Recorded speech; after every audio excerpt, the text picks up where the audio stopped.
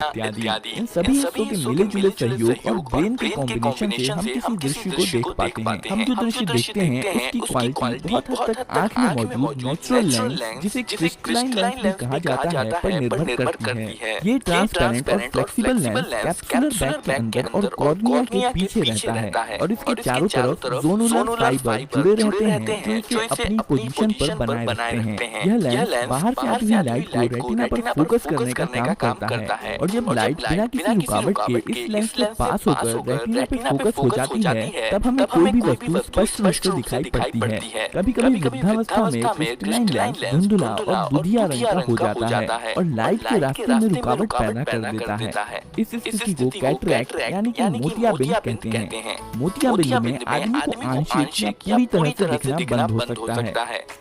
मोतियाबिंद सही करने का एकमात्र कारगर तरीका है कि खराब हो चुके नेचुरल लेंस को हटाकर ट्रांसपेरेंट आर्टिफिशियल लेंस लगाया जाए। इस आर्टिफिशियल लेंस को इंट्राओकुलर लेंस इम्प्लांट कहा जाता है और इसे सर्जरी करके नेचुरल लेंस की जगह पर लगाया जाता है। कैटरैक्ट सर्जरी दुनिया की सबसे सुरक्षित और सबसे ज्यादा की जाने वाली सर्जरीज में से एक है। कैटरैक्ट सर्जरी आंख के एंटीरियर हिस्से में की जाती है, जिसमें स्क्लेरा, कॉर्निया, इरिस और लेंस सम्मिलित होते हैं। इस सर्जरी में लोकल एनेस्थीसिया का इस्तेमाल करके केवल आंख को शून्य किया जाता है और सर्जरी के दौरान पेशेंट होश में ही रहता है। सर्जरी से पहले आंखों में आई ड्रॉप्स डाले जाते हैं। सबसे पहले सर्जन स्क्लेरा और कॉर्निया के जंक्शन पे मेन इंसिजन लगाता है।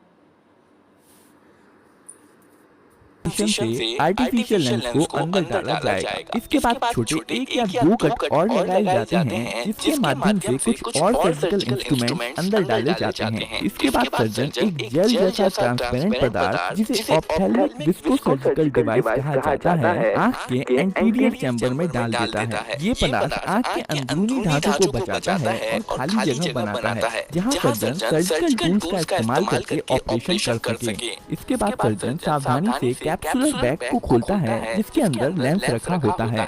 कैप्सुलर बैग को खोलने के लिए सर्जन लगभग आधा सेंटीमीटर का गोलाकार छेद बनाता है और लेंस तक पहुंचने का रास्ता बना देता है। इस ओपनिंग की मदद से कैप्सुलर बैग को बिना निकाले खराब हो चुके नेचुरल लेंस को बाहर निकाला जा सकता है। इसके बाद अल्ट्रासाउंड प्रोब का इस्तेमाल करके धुंधले हो चुके लेंस को छोटे छोटे टुकड़ों में तोड़कर सक्शन के द्वारा बाहर निकाल लिया जाता है, जबकि कैप्सुलर बैग वहीं रहता है। अल्ट्रासाउंड प्रोब की टिप टाइटेनियम या स्टील से बनी होती है और ये अल्ट्रासोनिक फ्रीक्वेंसी पर वाइब्रेट होती है, जिसके कारण लेंस छोटे छोटे टुकड़ों में टूट जाता है। मोतियाबिंद वाले लेंस के निकल जाने के बाद आंख लाल रंग की दिखाई देने लगती है। ये लाल रंग आंख की रेटिना का रिफ्लेक्शन है।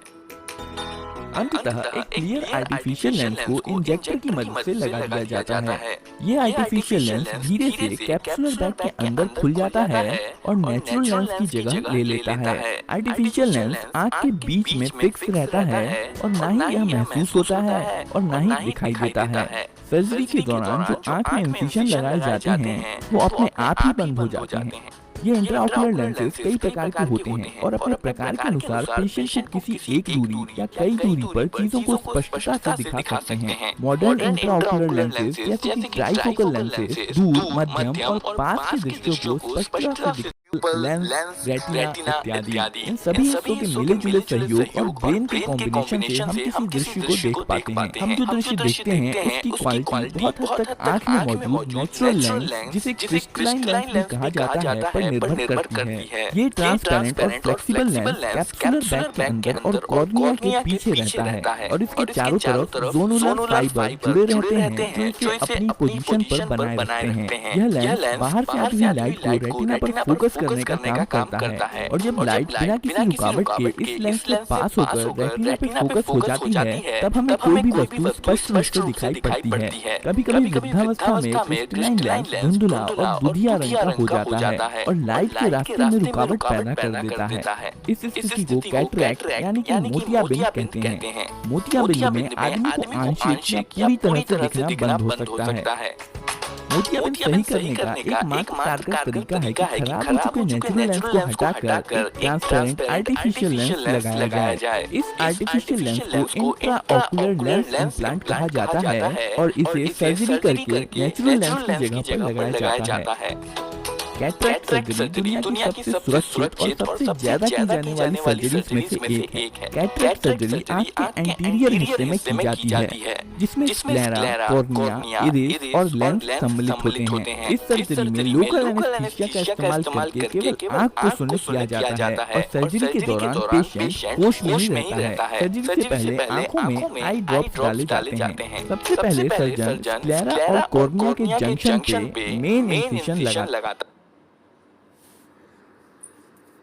से आर्टिफिशियल लेंस को अंदर डाला जाएगा। इसके बाद छोटे एक या दो कट और लगाए जाते हैं, जिसके माध्यम से कुछ और सर्जिकल इंस्ट्रूमेंट अंदर डाले जाते हैं। इसके बाद सर्जन एक जेल जैसा ट्रांसपेरेंट पदार्थ, जिसे ऑप्थेल्मिक विस्को सर्जिकल डिवाइस कहा जाता है, आंख के एंटीरियर चैम्बर में डाल देता है। ये पदार्थ आंख के अंदरूनी धातु को बचाता है और खाली जगह बनाता है, जहाँ सर्जन सर्जिकल टूल्स का इस्तेमाल करके ऑपरेशन कर सके। इसके बाद सर्जन सावधानी से कैप्सुलर बैग को खोलता है, जिसके अंदर लेंस रखा होता है।